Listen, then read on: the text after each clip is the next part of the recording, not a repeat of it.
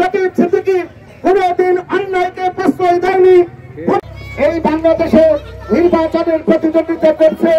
এই নির্বাচন সারা বিশ্ব তাকিয়েছে বাংলাদেশে কিরকম নির্বাচন হয় সেটা দেখার জন্য।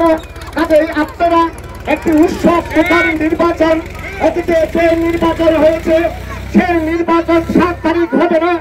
আপনারা যার ভোট সে দেবেন, যাকে খুশি তাকে দেবেন, কোনো বাধা নেই।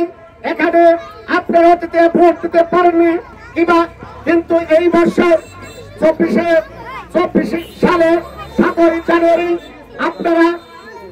আপনারা বোনদেরকে নিয়ে কেন্দ্রে এসে যার ভোট সেই দান করবেন, সেই ভোট দেবেন। এবং প্রত্যেকটা জায়গায় বিশেষ করে আপনারা যদি চর এলাকায় যে থাকেন, আপনাদের যদি কোনো বন্ধু বান্ধব থেকে থাকে তাহলে আপনারা চর এলাকায় খোঁজ খবর নিয়ে দেখেন।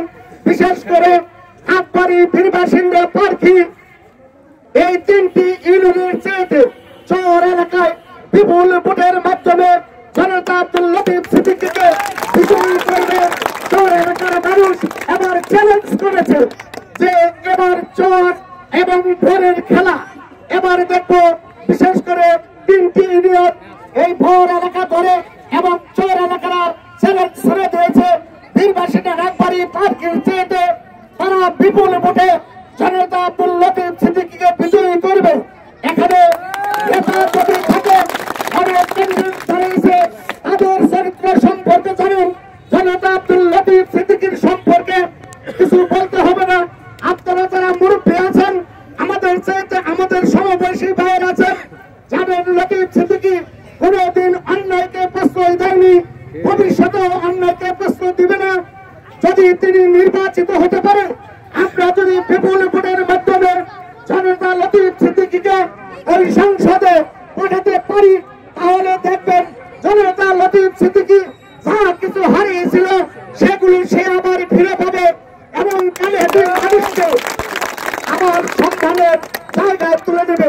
কাজেই আপনারা মাত্র কয়েকটি দিন আছে, আপনারা ঘুরে বসে না থেকে প্রত্যেকেই যার মতো করে ভোট প্রার্থনা করেন। আমরা কোনো হাঙ্গামা ডাঙ্গামায় যাব না, আমরা ভোট প্রার্থনা করব। এই জন্য প্রার্থনা করব, এবছর কিন্তু সিলের মাধ্যমে আর এমপি হতে পারবে না। এবার জননেত্রী শেখ হাসিনা বাংলাদেশে একটি সুষ্ঠু নির্বাচন করে দেখাবে। কাজে আপনারা যারা আছেন সকলে উৎসব মুখর পরিবেশে নির্বাচনের দিন সকাল 8টা থেকে বিকাল 4টা পর্যন্ত এবং ভোট গণনা পর্যন্ত কেন্দ্রে বসে থাকবেন। বিশেষ করে মোর্চাবাসী যারা আছেন, আপনারা সব সময় দেখিয়েছেন আমাদের চেয়ে তো আপনারা প্রচুর ভোট দিয়েছেন, এবারও আপনারা দেখিয়ে দেবেন আমাদের চেয়ে আপনারা ভোট বেশি দিয়েছেন। আমি এর কথা বলাতে চাই না। এবার আমাদের সম্মুখে সংক্ষিপ্ত আকারে বক্তব্য রাখার জন্য বিনীতভাবে আহ্বান জানাচ্ছি।